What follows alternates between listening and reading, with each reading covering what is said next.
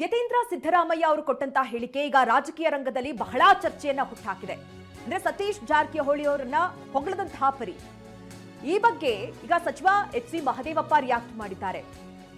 ಸತೀಶ್ ಜಾರಕಿಹೊಳಿ ಹೆಸರನ್ನ ಯಾಕೆ ಎಳೆದು ತರ್ತೀರಿ? ನಾಯಕತ್ವ ವಹಿಸಿಕೊಳ್ಳಿ ಅಂತ ಹೈಕಮಾಂಡ್ ಹೇಳಿದ್ಯಾ? ಯಾಕೆ ನೀವು ತಲೆ ಕೆಡಿಸ್ಕೊಳ್ತಾ ಇದ್ದೀರಾ ಅಂತ ಸಚಿವರು ಪ್ರಶ್ನೆ ಮಾಡಿದ್ದಾರೆ. ಮಾಧ್ಯಮಗಳನ್ನ ಪ್ರಶ್ನೆ ಮಾಡಿದ್ದಾರೆ ಸಚಿವ ಎಚ್.ಸಿ. ಮಹದೇವಪ್ಪ.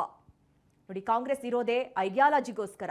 ಇಂದಿರಾ ಗಾಂಧಿ ನಿಧನದ ಬಳಿಕ ನಾಯಕತ್ವದ ಪ್ರಶ್ನೆ ಬಂತು, ಆಗ ಸಾಕಷ್ಟು ಜನ ಹುಡ್ಕೊಂಡ್ರು ಅಂತ ಮಹದೇವಪ್ಪ ಹೇಳಿದ್ದಾರೆ. ಈ ವ್ಯವಸ್ಥೆಯಲ್ಲಿ ಯಾರೂ ಕೂಡ ಅನಿವಾರ್ಯ ಅಲ್ಲ, ಸನ್ನಿವೇಶ ಬಂದಾಗ ನಮ್ಮ ಹೈಕಮಾಂಡ್ ನಿರ್ಧಾರ ಮಾಡುತ್ತೆ ಅಂತ ಮಾತನ್ನ ಕೂಡ ಹೇಳಿದ್ದಾರೆ. ನೋಡಿ, ಕಾಂಗ್ರೆಸ್ ಇರೋದೇ ಐಡಿಯಾಲಜಿಗೋಸ್ಕರ.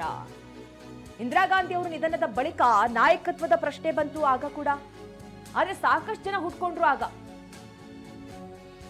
ಈ ವ್ಯವಸ್ಥೆಯಲ್ಲಿ ಯಾರೂ ಕೂಡ ಅನಿವಾರ್ಯ ಅಲ್ಲ,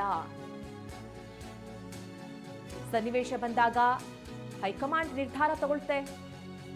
ಉಳಿದೆಲ್ಲವೂ ಕೂಡ ಕೇವಲ ಚರ್ಚೆಯ ವಿಷಯಗಳಷ್ಟೇ.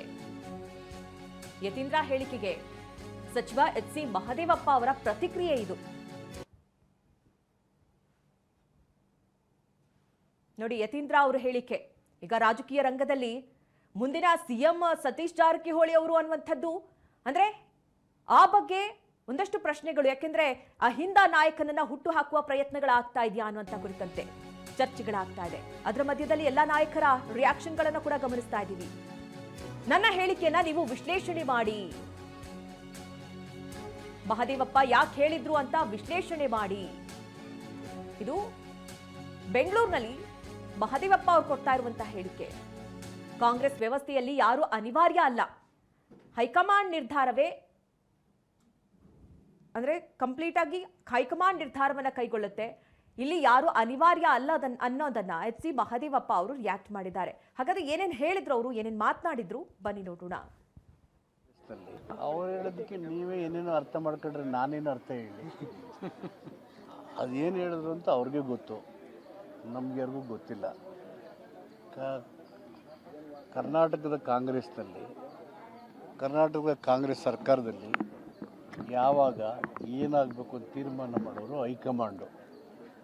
ಅದನ್ನು ತೀರ್ಮಾನ ಹೊರತುಪಡಿಸಿ ನಾವು ಯಾರು ಏನೇ ಮಾಡಿದ್ರು ಯಾವುದಕ್ಕೂ ಮಾನ್ಯತೆ ಇರಲ್ಲ. ಅದನ್ನು ಡಿಸೈಡ್ ಮಾಡೋದು ಫೈನಲ್ ಆಗಿ ಮುಖ್ಯಮಂತ್ರಿಗಳು, KPCC ಅಧ್ಯಕ್ಷರು, AICC ತೀರ್ಮಾನ ಮಾಡುತ್ತೆ, ಅದು ಫೈನಲ್. ಅದು ಬಿಟ್ಟು ನಾವು ಅದಕ್ಕೆ ಇದಕ್ಕೆ ಮಾತಾಡಿ ತಮ್ಮ ಅರ್ಥ ಕಲ್ಪಿಸೋದಕ್ಕೆ ಅದು ಯಾವಕ್ಕೂ ಉಪಯೋಗಕ್ಕೆ ಬರಲ್ಲ. ಅದು ಯಾರ್ಯಾರು ಏನು ಹೇಳಿದ್ರು ಅವರೇ ಅದಕ್ಕೆ ಯಾವ ಹಿನ್ನೆಲೆ ಅಂತ ಹೇಳ್ಬೇಕು, ನಮಗೇನು ಗೊತ್ತಿರೋದು. ನಾನು ಅದು ಹೇಳ್ತೇನೆ ಇಲ್ಲಮ್ಮ, ನಮ್ಗೆ ಅವೇನು ಗೊತ್ತಿಲ್ಲ, ಅದು ಏನು ಅಂತ ಅವ್ರಿಗೆ ಕೇಳಬೇಕು. ಅವ್ರು ಹೇಳಿದ್ರು